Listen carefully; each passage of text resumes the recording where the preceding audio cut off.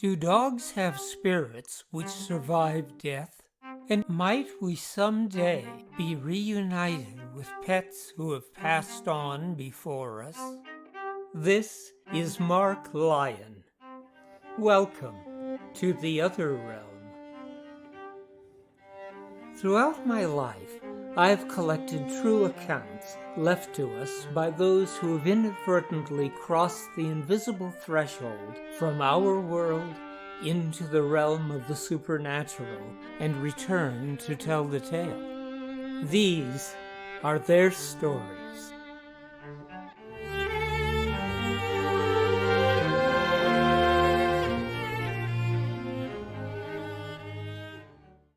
The early 20th century writer and ghost investigator Elliot O'Donnell has provided us with two stories which suggest that our canine friends may well survive the grave.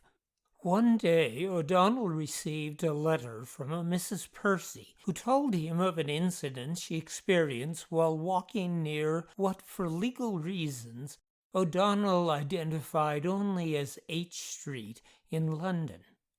Though I am by no means overindulgent to dogs, Mrs. Percy wrote, the latter generally greet me very effusively, and it would seem that there is something in my individuality which is peculiarly attractive to them. This being so, I was not greatly surprised one day to find myself persistently followed by a rough-haired dachshund wearing a gaudy yellow collar.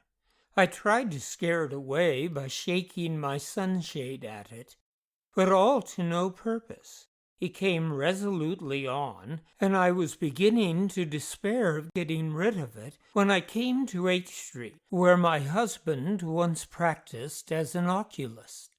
There, it suddenly altered its tactics, and instead of keeping at my heels, became my conductor, forging slowly ahead with a gliding motion that both puzzled and fascinated me. I furthermore observed that notwithstanding the temperature, it was not a whit less than 90 degrees in the shade. The legs and stomach of the dachshund were covered with mud and dripping with water. When it came to number 90, it halted, and veering swiftly round, eyed me in the strangest manner, just as if it had some secret it was bursting to disclose. It remained in this attitude until I was within 2 or 3 feet of it, certainly not more, when, to my utter amazement, it absolutely vanished, melted away into thin air. The iron gate leading to the area was closed, so that there was nowhere for it to have hidden, and besides, I was almost bending over it at the time, as I wanted to read the name on its collar. There being no one at hand, I could not obtain a second opinion, and so came away wondering whether what I had seen was actually a phantasm or a mere hallucination. Number 90, I might add, judging by the brass plate on the door, was inhabited by a doctor with an unpronounceable foreign name. But that was not to be the end of the story. Some time later, O'Donnell received a letter from a Mrs. Howard, a complete stranger to Mrs. Percy, who also had a strange story to tell. I once had a rough-haired dachshund, Robert, whom I loved devotedly, wrote Mrs. Howard. We were living at the time near H Street, which always had a peculiar attraction for dear Robert, who, I am now obliged to confess, had rather too much liberty, more indeed than eventually proved good for him.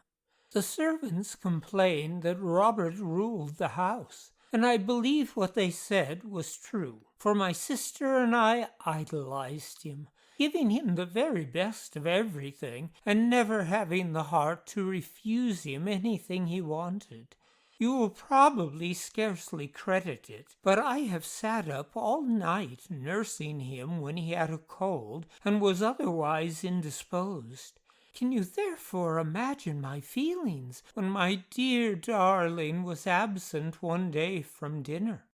Such a thing had never happened before, for fond of morning constitutionals as poor Robert was, he was always the soul of punctuality at meal-times. Neither my sister nor I would hear of eating anything whilst he was missing. Not a morsel did we touch, but slipping on our hats and bidding the servants to do the same, we scoured the neighborhood instead.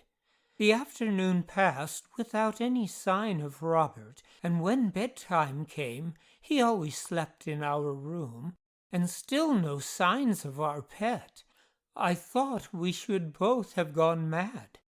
Of course we advertised, selecting the most popular and accordingly the most likely papers, and we resorted to other mediums too.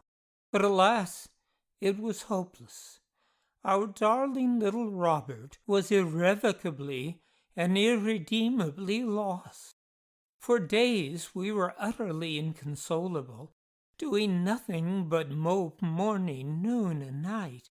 I cannot tell you how forlorn we felt, nor how long we should have remained in that state, but for an incident which, although revealing the terrible manner of his death, gave us every reason to feel sure we were not parted from him for all time, but would meet him again in the great hereafter. It happened in this wise. I was walking along W Street one evening, when to my intense joy and surprise, I suddenly saw my darling standing on the pavement a few feet ahead of me, regarding me intently from out of his pathetic brown eyes. A sensation of extreme coldness now stole over me, and I noticed something akin to a shock, that in spite of the hot, dry weather, Robert looked as if he had been in the rain for hours. He wore the bright yellow collar I had bought him shortly before his disappearance, so that had there been any doubt as to his identity, that would have removed it instantly. On my calling to him, he turned quickly round, and with a slight gesture of his head as if bidding me to follow, he glided forward. My natural impulse was to run after him, pick him up and smother him with kisses, but try as hard as I could not diminish the distance between us, although he never appeared to alter his pace. I was quite out of breath by the time we reached H Street, where, to my surprise, he stopped at number 90, and turning round again, gazed at me in the most beseeching manner.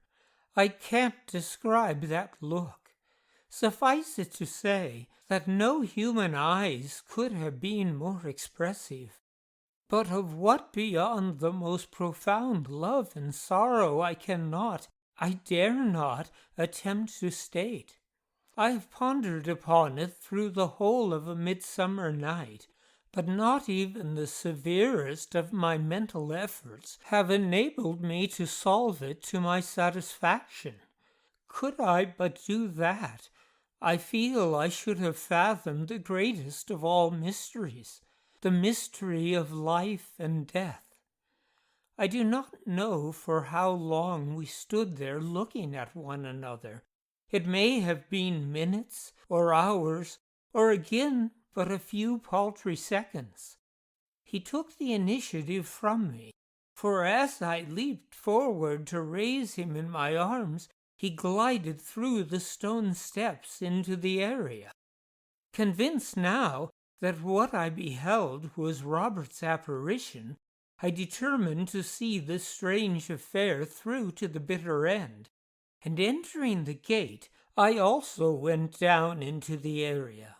The phantom had come to an abrupt halt by the side of a low wooden box, and as I foolishly made an abortive attempt to reach it with my hand, it vanished instantaneously.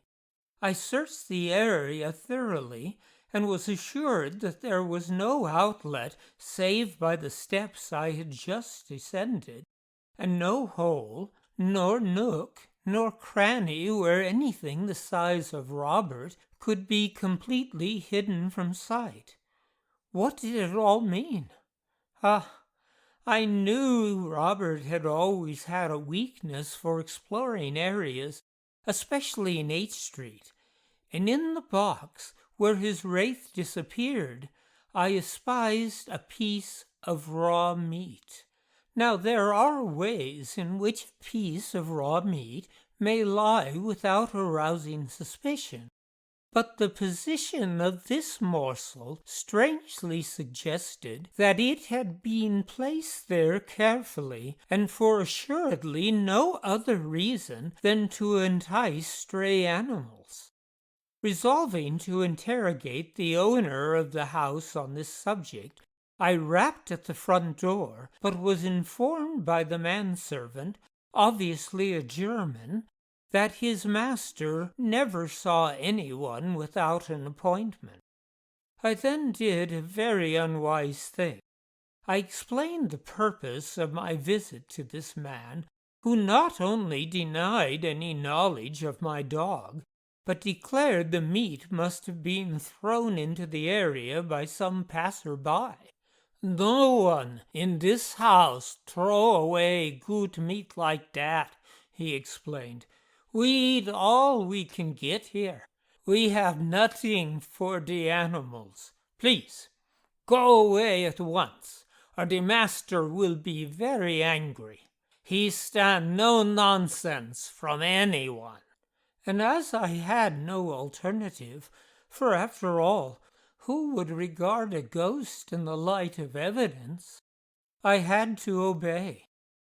I found out, however, from a medical friend that number 90 was tenanted by Mr. K., an Anglo-German who was deemed a very clever fellow at a certain London hospital, where he was often occupied in vivisection.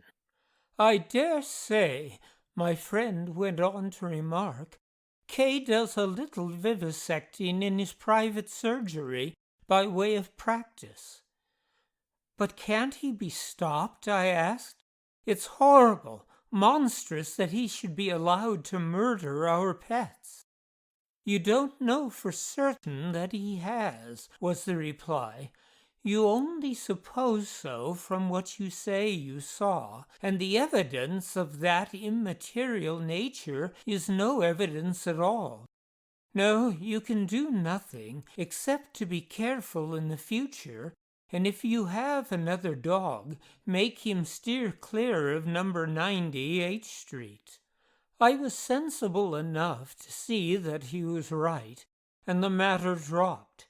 I soon noticed one thing, however, namely, that there were no more pieces of meat temptingly displayed in the box. So it is just possible K got wind of my inquiries and thought it policy to desist from his nefarious practices. Poor Robert! To think of him suffering such a cruel and ignominious death, and my being powerless to avenge it.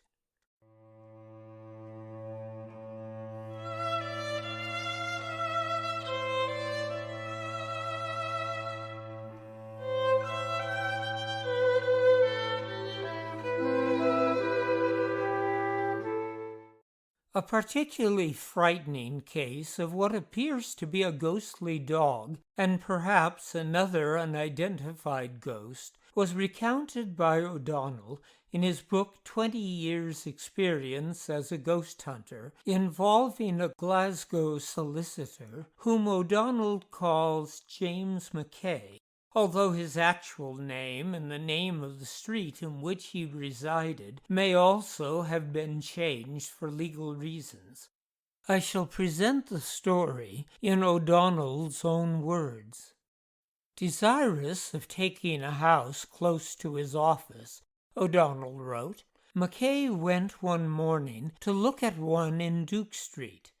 He went there alone, and carefully closing the front door behind him, proceeded to wander from room to room, beginning with the basement. As he was going upstairs to the first floor, he suddenly heard footsteps following him. He turned sharply round. There was no one there. Thinking this was odd, but attributing it to the acoustic properties of the walls, he continued his ascent. Having arrived on the first landing, he went into one of the rooms. The steps followed him.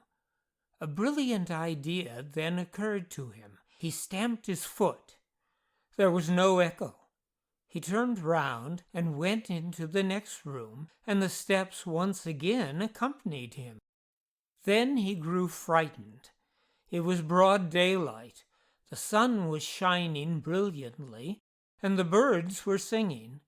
But there was something in the house that jarred him on horribly. A something that was completely out of humor with the golden sunbeams and the cheerful chirping of the sparrows. The day was hot, and the sun was pouring in through the blindless windows. But in spite of this, the rooms were icy, and he was deliberating whether it was worth while to explore the house further, when he caught sight of a shadow on the wall. It was not his own shadow. It was that of a man with arms stretched out horizontally on either side of him, and whereas the right arm was complete in every detail, the left hand had no hand. James Mackay now yielded to an ungovernable terror and rushed frantically out of the house. One would naturally think that after all this, Mackay would have vowed never to go near the place again. Nothing of the sort. The house fascinated him. He could not get it out of his mind. He even dreamed of it in connection with some mystery that he must solve, that he alone could solve. Besides, there was not another house in town so conveniently situated, nor so cheap. Consequently, he took it, and within a fortnight had moved in with all his family and household goods. For the first few weeks, everything went swimmingly, and Mackay, who was shrewd, congratulated himself on having made such an excellent bargain. Then occurred an incident which recalled sharply the day he had first seen the place. He was writing some letters one morning in his study when the nursemaid entered, white and agitated. "Come to the nursery, sir," she implored. "The children are playing with something that looks like a dog, and yet isn't one. I don't know what it is." And she burst out crying. "You're mad," Mackay said sharply, and springing to his feet, he ran upstairs. On reaching the nursery, the blurred outline of something like a huge dog or wolf came out of the half-open door, and raced past him so close that he distinctly felt it brush against his clothes. Where it went he could not say. He was thinking of the children and did not stop to look. Oddly enough, the children were not a bit afraid. On the contrary, they were pleased and curious. "What a strange doggy it was, Daddy," they cried. "It never wagged its tail like other doggies, and whenever we tried to stroke it, it slipped away from us. We never touched it once." Sorely puzzled, Mackay told his wife, and the two decided that if anything further happened, they must leave the house. That night, Mackay happened to sit up rather late. At last he got up, and was about to turn off the gas, when he felt his upstretched hand suddenly caught hold of something large and soft that did not seem to have any fingers.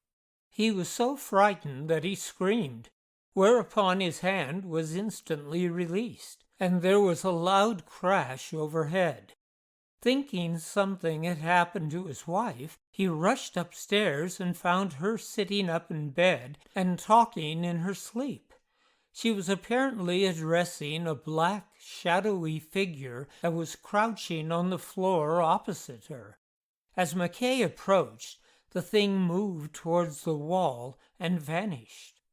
Mrs. Mackay then awoke and begged her husband to take her out of the house at once, as she had dreamed most vividly that an appalling murder had been committed there, and that the murderer had come out of the room with outstretched hands, asking her to look at them. Mackay, who had had quite enough of it too, promised to do as she wished, and before another 24 hours had passed, the house was once again empty. These were the bare facts of the case, and as they were given to me by one of his clients. I had no difficulty in obtaining an interview with Mr. Mackay, who, I was told, still had the keys of the house. It was not, however, so easy to obtain consent to spend a night on the premises, and he would only permit me to do so on the condition that he himself accompanied me, and that I promised to keep his visit a profound secret. The evening chosen for our enterprise proved ever memorable. The rain came down in torrents, and the wind, a veritable tornado, made any attempt to hold up an umbrella utterly impossible. Indeed, it was as much as I could do to hold up myself, whilst to add to my discomfort, at almost every step I plunged ankle-deep in icy cold puddles. At length, drenched to the skin, I arrived at the house. Mackay was standing on the doorstep swearing furiously. He could not, so he said, find the key. However, he produced it now, and we were soon standing inside, shaking the water from our clothes. Those were the days before pocket flashlights had become general, and we had to be content with candles. We each lighted one, and at once commenced to search the premises to make sure no one was in hiding. The house, as far as I can recollect, consisted of 4 stories and a basement. None of these rooms were very large. The wallpapers were hideous, and I remember thanking my stars that I was not called upon to live in such hopelessly inartistic quarters. Mackay asked me if I could detect anything peculiar in the atmosphere, but I could only detect extreme mustiness, and told him so. I fancied he seemed very fidgety and ill at ease. However, as he was a much older man than myself, and had some experience in the house, I felt perfectly safe with him. After we had been in all of the rooms, we descended to the ground floor and commenced our vigil on the staircase leading from the hall to the first landing. I think we stand more chance of seeing something here than anywhere else, Mackay said. And in the case of anything very alarming happening, we are close to the front door. We both looked in the direction he indicated. He spoke only half in fun, and I observed that his fingers twitched a good deal, and that his eyes were never at rest. "Oughtn't we put out the candles?" I said. "Ghosts surely materialize much more readily in the dark." But he would not hear of it. All his experiences, he said, had taken place in the light, and he believed only spoof ghosts at seances require the opposite conditions. He then regaled me once more with all that had happened during his occupation of the house. He was still telling me when there came a loud rat-tat at the door. "That's a policeman," he said. "He must have seen our light." He spoke truly, for when we opened the door, a burly figure in helmet and cape stood on the step and flashed his dripping bull's-eye in our faces. On hearing Mackay's name, the constable was instantly appeased, and when we mentioned ghosts, He laughed long and loud. "Well, gentlemen," he said, "you won't never be bothered by an apparition so long as you have that dog with you. I bet he would scare away any number of ghosts, and burglars too. If I may be so bold as to ask, what breed do you call him? I've never seen anything quite like him before." And he waved his lamp towards the stairs. We both looked in the direction he indicated, and there, halfway up the stairs, with its face apparently turned towards us, was the black, shadowy outline of some shaggy creature, which to me looked not so much like a dog as a bear. It remained stationary for a moment or so, and then, retreating backwards, seemed to disappear into the wall. "Well, gentlemen, good night," the policeman said, lowering his lamp. "It's time I was going." He turned on his heel and was walking off when Mackay called him back. "Wait a moment, constable," he said, "and we'll come with you." He cast a swiftly furtive glance around him as he spoke. Then, blowing out the lights, he caught me by the arm and dragged me away. "But the dog, sir," the policeman said as the front door closed behind us with a bang. "It ain't come out." "And it never will," Mackay responded grimly.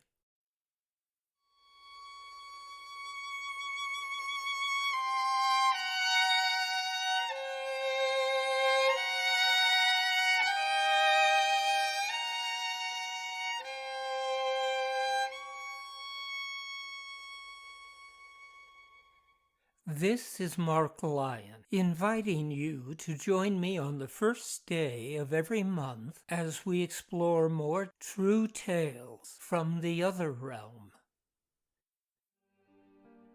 The Other Realm is a production of Wind Whistle Theater.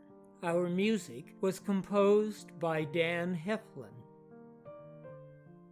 Support for The Other Realm has been provided by HauntedIsles.com, offering private and small group tours of haunted Britain and Ireland, and by Heftone Studios, producers of Phantoms of the Holbrook, a docudrama relating true events occurring at what well may be the most haunted hotel in the entire world, and Nadelei, a modern retelling of the German legend of the Lorelei, and by Windwhistle Press, publishers of Jessie Adelaide Middleton's classic trilogy of true tales of the supernatural, The White Ghost Book, The Grey Ghost Book, and its sequel, Another Grey Ghost Book, and Let Castle, The House of Horrors, by Mildred Darby,